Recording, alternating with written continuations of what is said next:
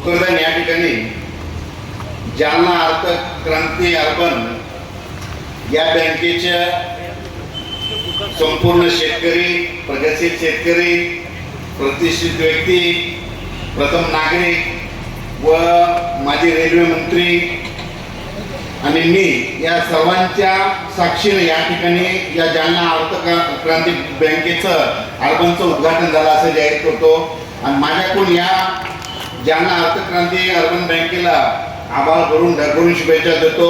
उत्तर तुमची प्रगती हो। पहिली शाखाचे उद्घाटन झालं, दुसरी झाली, आता तिसरी झालं आणि पुन्हा आणखीन चौथ्या शाखेचं देखील उद्घाटन हो अशी ईश्वराची प्रार्थना करतो आणि विषयाकडे वळतो। तर या ठिकाणी रोजेकर साहेबांना परत एकदा माझ्याकडून शुभेच्छा देतो, कारण की त्यांनी माझी तुमची भेट घालून दिली, त्याबद्दल त्यांना धन्यवाद देतो। आजच्या कार्यक्रमाचे अध्यक्ष, स्टेजवर बसलेले सर्व मान्यवर, जिल्हा परिषद सदस्य, तसेच स्टेजवर बसलेले प्रगतशील शेतकरी मान्यवर, इथं बसलेले माझे शेतकरी, पंचकृषीतून आलेले सर्व सगळ्यांना नमस्कार करून विषयाकडे होतो आणि सुरुवातीला अंदाज सांगतो। तर काय झालं, पराग प्रसार माध्यमातून 2026 दुष्काळ पडणार असं म्हणत होते, पण तुम्हाला एक सांगतो शेतकऱ्यांसाठी सर्वप्रथम आनंदाची बातमी, यावर्षी दुष्काळ वगैरे काही पडणार नाही, पाऊस जेमतेम पडणार आहे, सरासरी इतका पडणार आहे, मात्र परतीचा पाऊस मात्र धुमाकूळ घालणार आहे, म्हणून हे सर्वप्रथम तुमच्यासाठी आनंदाची बातमी। मग राज्यामध्ये काय झालं की पाऊस कधी येणार आहे, तर मी बघा 2 महिन्यापासून सांगत होतो 7 जूनला महाराष्ट्रामध्ये मान्सून दाखल होणार आहे।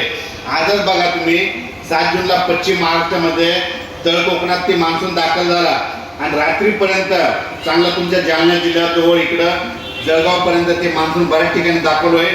तुमच्याकडे देखील मात्र 9-10 तारखेला येईल आणि राज्यामध्ये शेतकऱ्याची तुम्हाला सांगतो 3 टप्प्यामध्ये पेरणी होणार आहे। एक 7 ते 14 मध्ये जे आज 7 जून ते 14 जून त्या दरम्यानमध्ये पाऊस पडणार आहे, त्याच्यामध्ये काही भागाची पेरणी होणार आहे।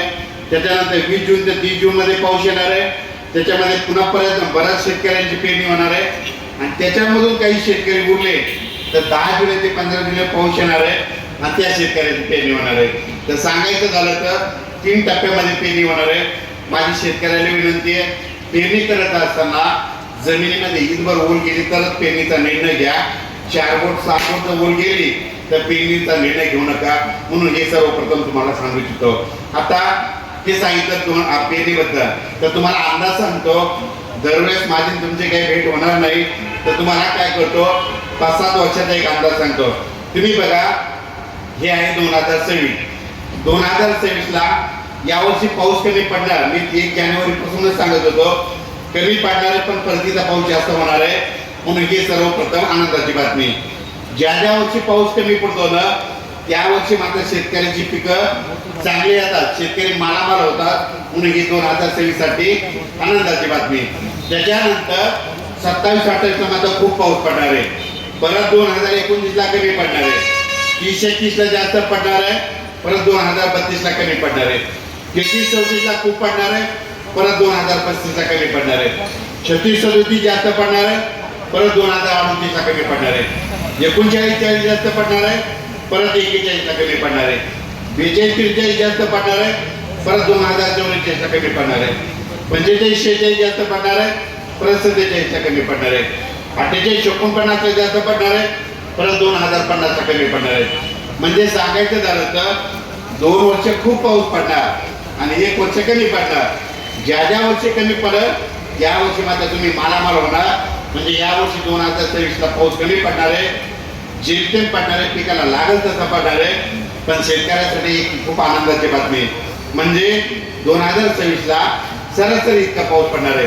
काय झालं, बऱ्याच प्रसार माध्यमातून तुम्ही बघा कालपर्यंत 2-3 दिवसाखाली एक तुम्हाला न्यूज मध्ये आली होती 3 महिने पाऊसच पडणार नाही, दुष्काळ पडणार असं म्हणत होते।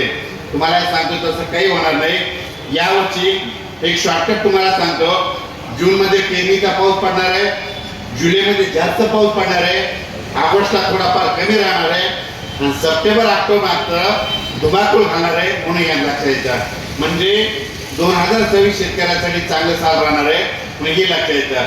पण काय झालं, परत एकदा तुम्हाला सांगू इच्छितो, काही प्रसार माध्यमातून तुम्हाला असं ऐकण्यात येतं की 2026 मध्ये एलिनो उद्भवला म्हणून यावर्षी कमी पाऊस पडणार आहे. तर तुम्हाला त्या एलिनो बद्दल सांगतो. एलिनो आणि एल निना काय. एलिनोचं नाव निघालं की तुम्हाला वाटतं दुष्काळ पडणार आणि ला निनाचं नाव निघालं की पाऊस पडणार. पण यात तथ्य काय हे तुम्हाला सांगतो. एलिनो म्हणजे काय. दक्षिण अमेरिकेमध्ये पेरू देश आहे. पेरू देशाच्या किनाऱ्याच्या पश्चिमेला प्रशांत महासागर आहे. त्या प्रशांत महासागराचं काय होतं, डिसेंबर महिन्यामध्ये पाऊस तिथलं समुद्राचं पाणी गरम होतं आणि कधीतरी 10-15 वर्षाखाली एका भारताकडे दुष्काळ पडला होता. पण हल्ली तर ते काय करायले तेच वाक्य आतापर्यंत पुढं कॉपी करत येत आहे. पण तुम्हाला सांगतो ते एलिनो कधी उद्भवतो, डिसेंबरमध्ये. आपल्या इकडे पाऊस कधी येतो, जूनमध्ये. आता तुम्हाला सविस्तर सांगतो. जानेवारीमध्ये महिना सुरू झाला, जूनमध्ये पाऊस आला आणि एलिनो डिसेंबरमध्ये उद्भवणार आहे. मग एलिनो उद्भवायच्या आधी तर आपल्या इकडे पाऊसच आलेला असतो. म्हणून म्हणतो एलिनो असो या नसतो, दर वर्षी आपल्या महाराष्ट्रामध्ये पाऊस येणार.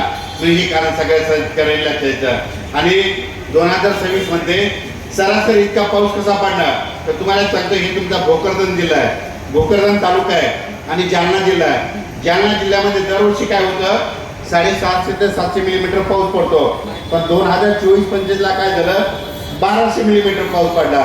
म्हणजे आणि या 2026 ला तितका काही पाऊस पडणार नाही. 550 ते 600 पडत पिकाला लागेल तसा पडणार आहे. म्हणून हे सर्वप्रथम शेतकऱ्यासाठी हे लक्षात घ्यायचं. आणि शेतकऱ्याला सांगू इच्छितो, ज्या ज्या वर्षी पाऊस कमी पडतो ना त्या वर्षी सगळे पिकं चांगले येतात आणि ज्या ज्या वर्षी जास्त पाऊस पडतो त्या वर्षी शेतकऱ्याचं अतोनात नुकसान होतं. म्हणून 2026 शेतकऱ्यासाठी चांगलं चालू आहे म्हणून हे लक्षात येतं. तर यापुढे तुम्हाला एक सांगू इच्छितो, पाऊस कधीच कोणाला विचारत जाऊ नका. एक सगळ्यात सोपं कारण सांगतो. तुम्हाला एक सांगू इच्छितो, तुम्ही बघा यावर्षी रामफळाच्या झाडाला रामफळ खूप लागले होते की नव्हते. तुम्ही बघा यावर्षी रामफळाच्या झाडाला रामफळ खूप लागले. ज्या ज्या वर्षी रामफळाच्या झाडाला रामफळ खूप लागले ते रामफळाच्या झाडामध्ये शेतकऱ्यांनो यावर्षी पाऊस कमी पडणार आहे असा अंदाज ते तुम्हाला रामफळाचं झाड देतात. त्याच्यानंतर एक असं झाड आहे ते तुम्हाला दुष्काळ पडणार आहे, पाऊस कमी पडणार आहे म्हणून सांगतं. त्या झाडाचं नाव सांगतो. ज्या ज्या वर्षी गावरान आंब्याला फुलवारा खूप लागला, टिकला आणि पिकला आणि त्या गावरान आंब्याचा रस तुम्ही खूप खाल्ला की समजायचं यावर्षी पाऊस कमी पडतो. यावर्षी गावरान आंब्याला फुलवारा लागला बी, टिकला बी, पिकला बी आणि यावर्षी कमी पाऊस पडणार. मग तुम्हाला अंदाज कोणी दिला, त्या झाडानं. त्याच्यानंतर तुम्हाला एक सांगू इच्छितो, तुमच्या इकडे तुरीचं पीक जास्त आहे, तुम्हाला तुरीचं उत्पादन चांगलं होणार आहे असं एक झाड अंदाज देतात. तसं झाड कुठं असतंय का, पण आहे. त्या झाडाचं नाव सांगतो. ज्या ज्या वर्षी भोकरंडीच्या झाडाला खूप भोकरंड लागले ते भोकरंडीचं झाड म्हणजे शेतकऱ्यांनो यावर्षी तुरीचं पीक चांगलं येणार आहे असा अंदाज ते भोकरंडीचं झाड देतात. आणि तुम्हाला आणखीन एक सांगू इच्छितो, 2026 ला मालामाल होणार आहे असं एका झाडाने सांगितलं. आणि त्या झाडाचं नाव सांगतो. ज्या ज्या वर्षी चिंचाच्या झाडाला खूप चिंचा लागल्या ते चिंचाचं झाड म्हणजे शेतकऱ्यांनो यावर्षी तुम्ही मालामाल होणार आहे. तुम्ही बघा यावर्षी तुमच्या भागामध्ये मी जात असताना खूप चिंता लागल्या होत्या. म्हणजे 2026 शेतकऱ्याचे चांगले चाल आहे म्हणून हे सांगू इच्छितो. या ठिकाणी मध्ये गरमी पाहता, तुमची परिस्थिती पाहता सगळ्यांना सांगू इच्छितो, 7 जून ते 14 जूनच्या दरम्यान काय होणार आहे, पाऊस सातारा, सांगली, सोलापूर, कोल्हापूर, अहिल्यानगर, घाटमाता, त्याच्यानंतर बीड जिल्हा, लातूर जिल्हा, परभणी जिल्हा, धाराशिव जिल्हा, नांदेड जिल्हा, यवतमाळ जिल्हा, हिंगोली जिल्हा, तिथून काय होणार आहे ते पुढं सरकत येणार आहे. 8ला ते पाऊस आणखी पुढं सरकत, 9ला तुमच्यापर्यंत येईल, 10ला आता काय होईल जळगावकडे जाईल आणि 14-15ला उत्तर महाराष्ट्राकडे नंदुरबारकडे जाईल. पण शेतकऱ्यांनी काय करायचं, जमिनीमध्ये ईदवर ओल गेले तर पेरणीचा निर्णय घ्यायचा. या ठिकाणी मला बोलीला माझा सन्मान केला, सत्कार केला, त्याबद्दल थांबतो. परत जोरजेकर साहेबांना माझ्याकडून पंजाब खूप खूप शुभेच्छा देतो. थांबतो. जय हिंद, जय महाराष्ट्र.